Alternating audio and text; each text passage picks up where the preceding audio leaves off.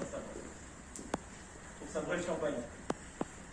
Je savais même pas que ça existait. Alors, on utilise ça, c'est une tradition qui remonte à l'époque de Napoléon. Napoléon qui donc a les guerriers, les soldats qui lorsqu'ils fêtaient une victoire, utilisaient ce sabre pour ouvrir la bouteille, tout simplement. Voilà. Donc le sabrage, ça consiste en quoi? Il faut savoir que chaque bouteille est, disons, soudée. Il y a une jointure que vous pouvez trouver soit au toucher, soit à la vue. Je vais passer rapidement, mais vous voyez ici, là, je ne sais pas si vous voyez avec la lumière, il y a une ligne. En fait, c'est cette ligne-là qui marque la soudure de la bouteille. Et le principe du sabrage, c'est quoi? C'est tout simplement de prendre le sabre et avec un effet de choc thermique, en frottant un petit peu ici et en impactant le boulot ici, la bague va partir avec, et du coup ça va ouvrir la bouteille. Alors aucun risque qu'il y ait des éclats de verre dans la bouteille, puisque avec le gaz carbonique qui est contenu dans la bouteille, ça va projeter les morceaux de verre. Alors, ce qu'il faut savoir, les deux mentions, disons, nécessaires pour ouvrir une bouteille avec le sabre, ou avec tout autre objet solide, parce que là c'est un sabre, traditionnellement, on peut très bien le faire avec une flûte qui verra champagne, hein, ou autre chose. Donc il faut, comme dit, trouver la jointure, et il faut que la bouteille soit très très froide, pour qu'il y ait effectivement un choc thermique, sinon ça ne marchera pas. Là la bouteille, ça fait un quart d'heure qu'elle est sur la glace, on va croiser les doigts pour qu'elle soit assez froide. On verra, sinon j'aurai des filtres, c'est pas un souci.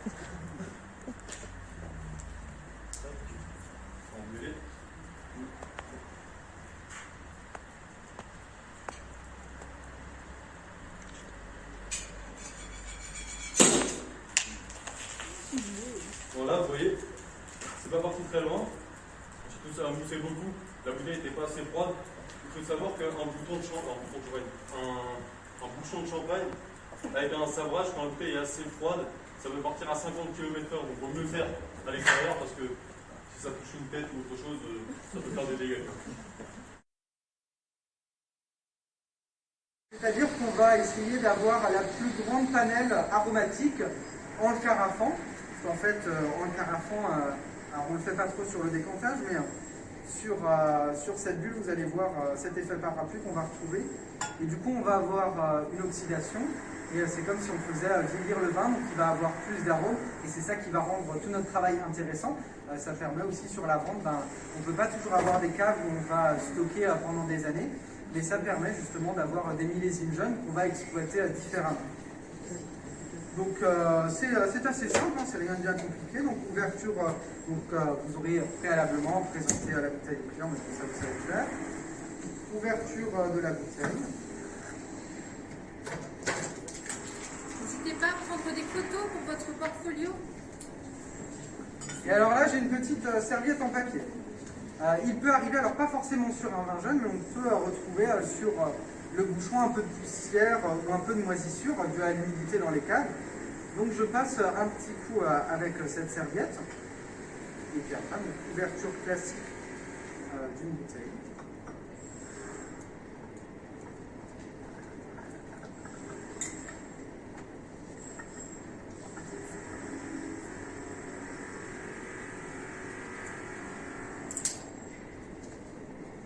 Je vais sentir le bouchon.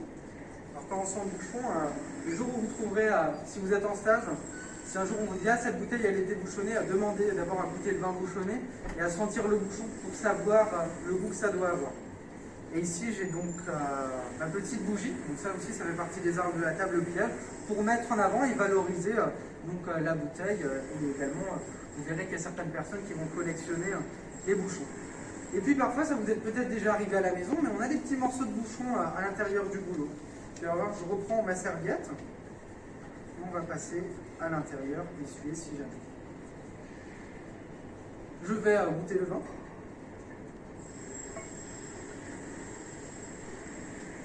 Alors en premier lieu, je vais juste le sentir, sans remuer. Je mémorise ce que j'ai senti, et je vais venir aviner ma carafe.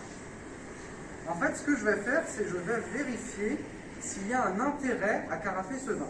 Si je me rends compte, quand je vais le goûter là, que ça n'a rien changé, on ne va peut-être pas s'embêter non plus à faire un carafage pour rien. Ou si au contraire, je vois qu'il a perdu des arômes, alors là, attention, on va surtout ne pas le carafer.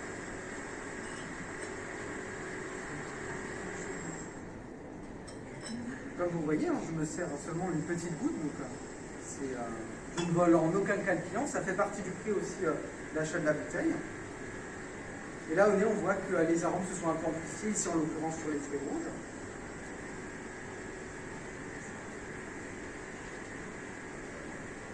Puis le vin, il est comme je m'attendais, donc sur ce côté frais et fruité. Donc cette carafe, vous allez parfois avoir des gens qui vont carafer comme ça, ou comme ça, ou comme ça.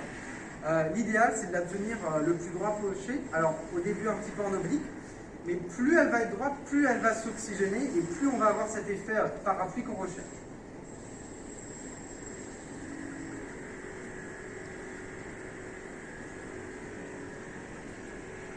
Vous voyez, c'est toute la magie. Alors, c'est aussi du spectacle, hein, finalement. C'est ça aussi qui vous fera vendre. C'est les clients, tout ce qu'ils ont à faire quand ils sont au restaurant, c'est vous regarder travailler. Ben, ça fait partie du job. De vous valoriser aussi, montrer que vous n'êtes pas des porteurs d'assiettes ou des serveurs de verre, mais vous savez faire autre chose de vos mains et de votre tête. Puis voilà, mon vin est carafé, c'était rapide. À présent, je vais aller chez mon client, lui faire goûter si ça lui convient. On sert à toute la table et puis on peut continuer. Alors ça se fait également sur les vins blancs comme sur les vins rouges. Vous avez des questions sur le...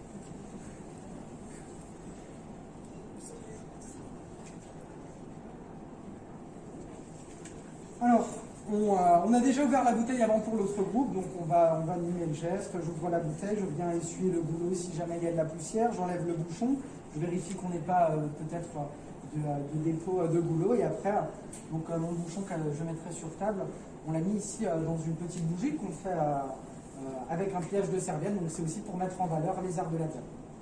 Alors ce vin, avant toute chose, on doit s'assurer qu'il est commercialisable, qu'il n'est pas bouchonné ou qu'il ne présente pas de défaut. Donc je vais le goûter. Allez, je me mets une petite goutte, hein, ça suffit amplement.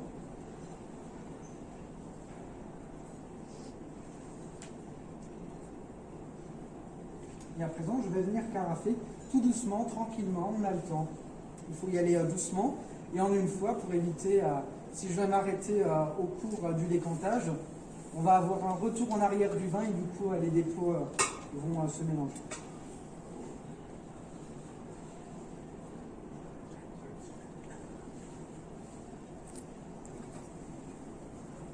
Donc je me mets bien au-dessus de mon point de lumière.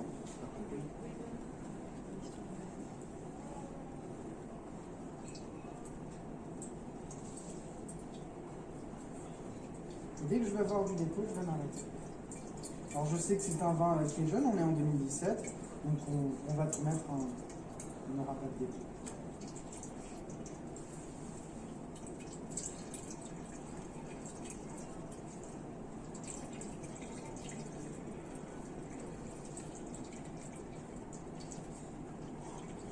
Vous voyez, j'y vais tranquillement, je ne brusque pas mon vin.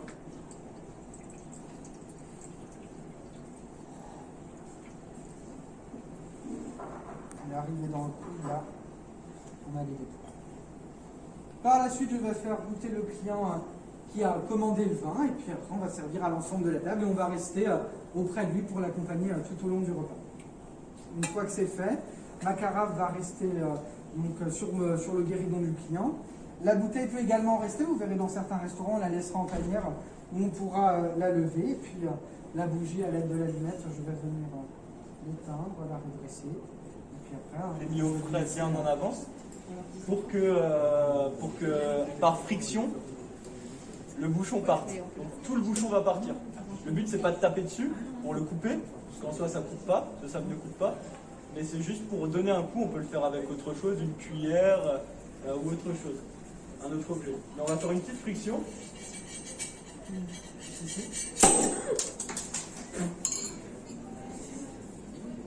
Et voici. On est bien d'accord. C'est-à-dire qu'il n'est pas de troupe, qu'on n'a pas de dépôt. C'est un vin qui en l'occurrence est brillant. Vous êtes d'accord avec moi aussi. Et puis après, je vais un petit peu pencher mon verre comme ça autour. Et je vais le relever.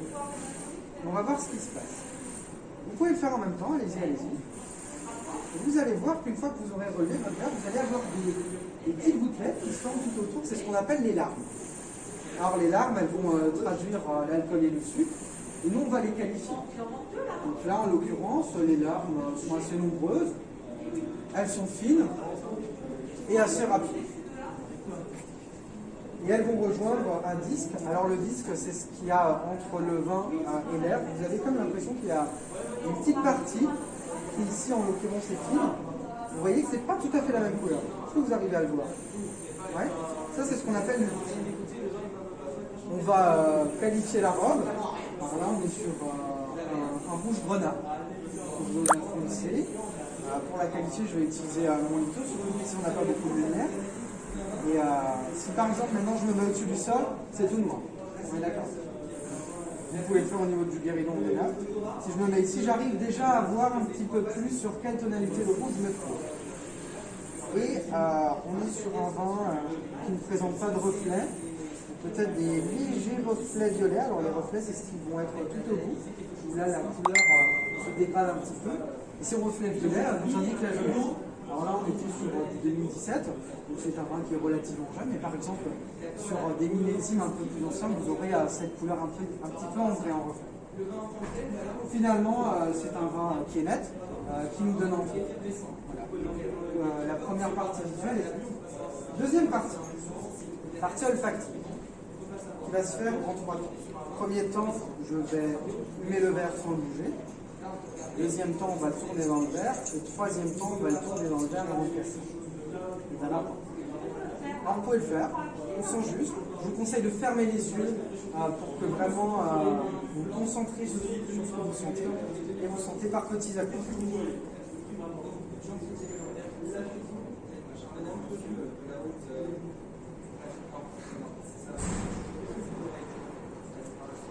Est-ce que vous avez l'habitude de boire du vin en général? Pas encore. Ouais. Un petit peu. Alors vous verrez, ça viendra. Peut-être que du coup, vu que vous n'avez pas l'habitude, le vin rouge, vous n'allez pas forcément l'apprécier, parce que vous avez encore un palais qui est assez jeune. Donc on est plus habitué, vous allez apprécier à tout ce qui est les vins liquoreux, les vins blancs. Ça viendra avec le temps. Vous n'en faites pas. On tombe tous dans le vin rouge au moment où. Donc là, premier nez, on sent les fruits, on va dire fruits rouges. Un petit peu le bois. Alors le bois, c'est peut-être un peu difficile si vous n'avez pas l'habitude de savoir qu'est-ce qu'on se trouve. Deuxième nez, je vais venir agiter mon verre. Alors vous pouvez le faire sur le table comme ça, doucement pour éviter d'en mettre partout. Une fois que vous agitez, vous allez revenir sentir de nouveau. Et là, vous êtes censé observer une différence.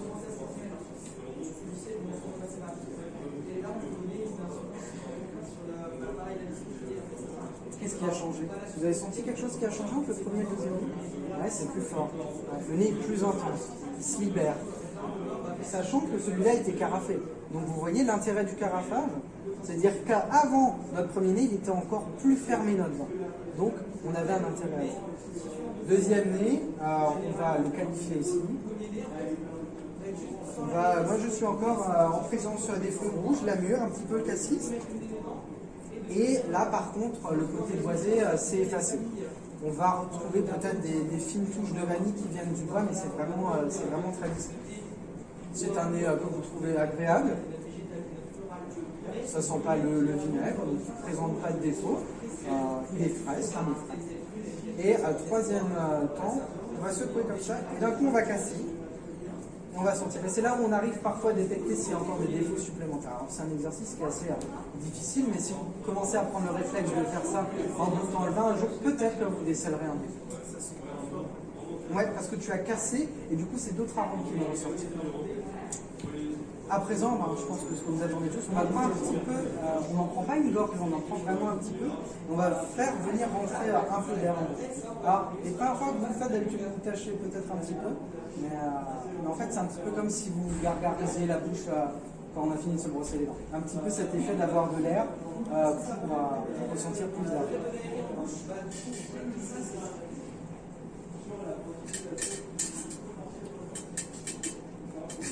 Vous avez ressenti en bouche, c'est ce qu'on appelle l'attaque. L'attaque, c'est la première impression que ça vous a donnée. Peut-être pour vous qui n'avez pas l'habitude, vous avez trouvé ça peut-être très puissant, très fort. Ouais. Moi, je trouve que c'est plutôt frais. alors je dirais pas léger non plus, mais on reste sur la fraîcheur, sans agressivité. Après, tu verras, hein, tu vas goûter d'autres vins où là tu vas faire, ah oui, ça c'était vraiment puissant. Mais ça viendra avec le temps, hein, pas s'inquiéter.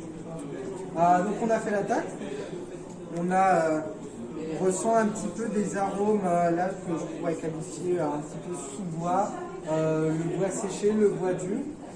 Les tanins. Alors les tanins, vous allez reprendre un petit peu de vin en bouche et vous allez un peu laisser le vin travailler dans la bouche.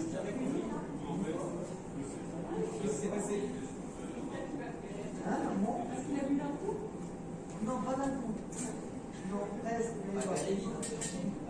Longueur en bouche. Alors la longueur en bouche, pour finir, et après je ne vous torture plus, vous allez prendre du vin en bouche, vous laissez un petit peu et le recracher.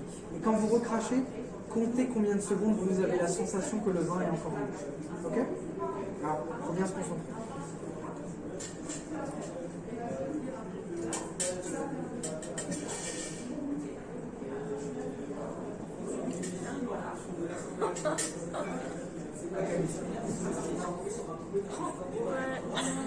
Alors ça c'est l'impression d'astringence de carte et c'est tu le goût du vin. Ouais. Moi je suis un peu plus light que vous, moi je suis à 2, 3, pas plus. Après, c'est d'autres sensations que j'ai en bouche, mais c'est plus la sensation comme quand j'avais le vin en bouche. C'est autre chose qui change. Ça, cette longueur en bouche, on la mesure dans ce qu'on appelle des caudalie. Caudalie, une seconde égale une caudalie. Donc ça c'est un peu des termes pro. Donc la longueur en bouche elle est très légère.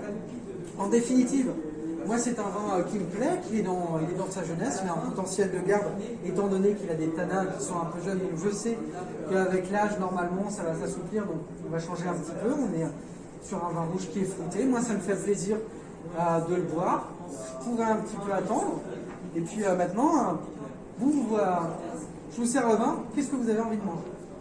Ça vous donne envie du bœuf. Ok, alors du bœuf. Moi je veux être plus précis. Je veux une cuisson, je veux une sauce, je veux un accompagnement. Okay. C'est-à-dire poêlé, grillé, ok.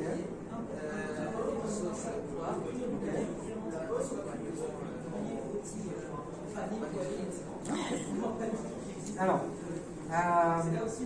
pour moi, alors c'est intéressant de se prendre au jeu, hein, de toute façon il faut essayer. C'est un vin qui est trop léger, la viande rouge ça a du caractère, elle est saignante, donc ce côté vieux qu'on peut un peu retrouver là ça s'accorde. Par contre sauce, alors déjà cuisson grillée, on va sentir ce goût un peu filet grillé, le vin n'en a pas trop. Sauce au poivre c'est trop puissant. Là s'il faut une sauce, moi je dirais une sauce auquel on va peut-être travailler un petit peu autour de la cerise, une sauce brune à la cerise, pour titiller un petit peu le palais, ce côté un petit peu sucré-salé. On peut rester sur les frites si ça fait plaisir. Mais il faut toujours en fait que dans l'accord mets et vin, il y ait un équilibre, une espèce de compréhension entre les deux. Il ne faut pas qu'il y en ait un qui prenne le dessus sur l'autre. Là, ta sauce, elle prendrait le dessus sur mon vin. Ouais, là, c'est ce côté gras, tu vois, qui peut être intéressant aussi, puis on a l'acidité un petit peu des fruits qui va venir équilibrer. Là, on peut peut-être un peu s'amuser. Après, est-ce que vous voyez ce vin rouge sur un poisson? Est-ce que pour vous, on peut que boire du vin avec du poisson? Moi, par exemple, si j'étais un poisson, dès que c'est un vin rouge un peu puissant, je peux être du rouget. Du rouget, en l'occurrence grillé, parce que bon, on n'est pas sur la même puissance que la viande. Et puis à côté, on peut travailler peut-être sur une variation autour de la carotte et de la mûre qu'on peut retrouver en gelée ou en coulis, pour un peu travailler après. Vous verrez, en fonction des sommeliers, chacun va avoir ses accords en fonction de ce qu'il a mangé. Moi, je le donne, ça me faire plaisir. Et chacun va avoir un petit peu son univers. Et c'est pour ça qu'il faut trouver le restaurant qui nous correspond aussi. Et en définitive, moi, c'est un vin. Je ne sais pas vous, ceux qui ont aimé, qui a pas aimé. Toi, tu n'as pas aimé. Ouais. Ouais. Mais il faut le dire aussi. Après, il faut savoir pourquoi. Parce que je peux boire un vin, à dire qu'il est bon, mais je peux dire que je n'aime pas.